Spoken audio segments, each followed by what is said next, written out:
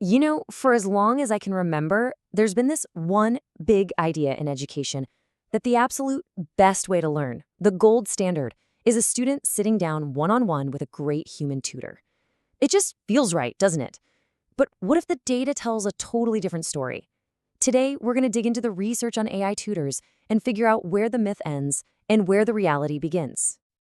So let's just get right to it. This is the central question, isn't it? We've pretty much just assumed for years that a personal human tutor is unbeatable. It's the benchmark, the thing we measure everything else against, especially new tech. But is that assumption actually as solid as we've always believed?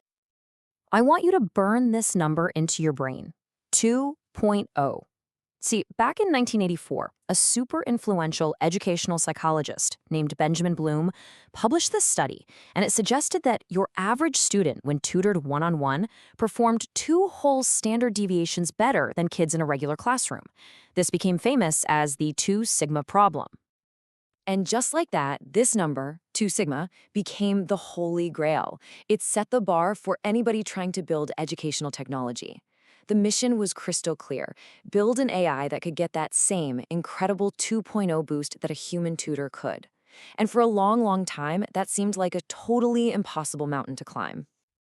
Okay, but this is where the story gets really interesting because as researchers gathered more and more data over the years, they started to see something they really didn't expect, something that basically challenged that whole mountain climbing story. Let's call it the Great Plateau. So for years, this is what everyone thought the world looked like. Down at the bottom, you've got your baseline classroom learning. Then you've got these things called Intelligent Tutoring Systems, or ITS, which are basically just smart AI programs. And early on, people thought they gave you a boost of about 1.0, a huge improvement. But way, way up at the top, towering over everything, was the human tutor at that magic 2.0 number. This was the accepted truth. But then, this happened. In 2011, a guy named Kurt Vanlin did this massive review, a meta-analysis of decades of studies, and he found something that just blew everyone's mind. The real impact of a human tutor wasn't 2.0, not even close. It was more like 0.79. And then came the second shocker. The best AI tutors, the ones that guide students step by step, they came in at 0.76. I mean, they were practically identical. And that discovery led to this brand new idea, the interaction plateau. It basically suggests that both the best human tutors and the best AI tutors have kind of hit the same performance ceiling. The mountain we thought we were climbing wasn't nearly as tall as we imagined, and AI was already standing right there at the top. This changes the entire conversation. So if their raw effectiveness is basically a tie, then asking which one is better is, well, it's the wrong question. The real question has to be about how we use them. And that brings us to a really important distinction. Is an AI tutor a servant or is it a partner? A 2022 study by Dongjo Shin breaks this down perfectly. On the one hand, you can use an AI tutor as a servant. Think of it like a basic calculator. It just does the tasks you tell it to do, like running drills or assigning homework. Pretty simple. But on the other hand, you can use it as a partner. This is way more like a smart GPS. It uses real-time data about what students are understanding or not understanding to help the teacher change the route on the fly. But here's the catch, right? That same study asked a bunch of new, up-and-coming teachers how they would use an AI tutor, and a whopping 55% said they'd just use it as a servant. Only about 39% saw the potential for it to be a real partner. So we've got this huge gap between what the technology can do and how we're actually prepared to use it. So what does this partner mindset even look like in a real classroom? Well, a teacher with this approach is constantly looking at the AI's data to spot where the entire class is getting stuck. They're changing up the lesson right in the middle of class based on what the AI is telling them. And here's the real genius move. They can use that data to instantly create small groups of students who are struggling with the same thing. It's teaching that is alive, that is responsive. Okay, so we've got a couple big pieces of the puzzle. We know good human tutors and good AI tutors are surprisingly close in effectiveness. And we know that using them as a partner is where the magic is. But what are they actually doing that works so well? What's happening inside a student's brain? Let's talk about scaffolding. The secret sauce here is a concept called self-regulated learning, or SRL for short. And you can really just think of this as learning how to learn. It's your ability to check in with yourself and ask, do I really get this? It's about controlling your focus and knowing what strategy to use to solve a problem. It is the absolute engine of learning. And here's the thing, this is a really, really hard skill. Study after study shows that most students left to their own devices are, well, they're not great at regulating their own learning.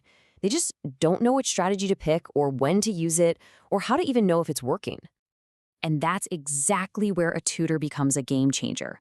Whether it's a person or an AI, a good tutor acts like a scaffold for your brain. They don't just feed you answers. They'll prompt you, saying, hey, why don't you try summarizing that paragraph? Then they give you feedback on how you did and help you tweak your approach and try again. They're building up your ability to learn on your own. And we've got some fresh data on this from a 2023 study that's pretty cool. They took a group of students and had an AI agent give them these kinds of learning prompts. Then they compared them to a control group that got no prompts. The results were clear. The prompted group learned more, and they used a wider variety of learning strategies. But here's the most amazing part. Look at strategy repetition. It went down. That's huge. The AI wasn't just drilling one strategy into them. It was teaching them to be flexible, to pick the right tool for the job. So let's put all the pieces together now. You've got the interaction plateau, showing that humans and AI are on a level playing field. You've got the partner mindset, which is all about how you use the tool. And you've got this incredible power of scaffolding self-regulated learning. When you combine them, a whole new vision for education starts to take shape. We have to let go of the old narrative. It's obsolete. This is not a competition. Pitting human teachers against AI tutors is asking the wrong question. It's a dead end. The real revolution, the breakthrough that's waiting for us, is in partnership. It's human plus AI. It's about taking the unique strengths of both and creating something that is way more powerful than either one could ever be on its own. So let's just imagine what this future classroom actually looks like.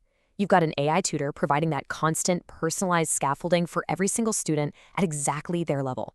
At the same time, that AI is feeding a dashboard of incredible, real-time insights directly to the human teacher. And that teacher, who is now freed from running basic drills, can use those insights to become an expert guide, stepping in at the perfect moment to provide the help that only a human can. And that right there is the most important takeaway. The whole point of this technology is not to replace teachers. It's to empower them, to give them a new kind of partner that can handle the grunt work of personalized practice, so the human teacher can focus on the things that humans do best: inspiration, mentorship, and building deep, lasting understanding. And so that leaves us with a real question, the one we all need to start asking. The tech is here, we know it works. The challenge isn't about building a better AI anymore. The challenge is human. How do we start training our teachers right now, not just to use these tools, but to think of them and to work with them as true instructional partners?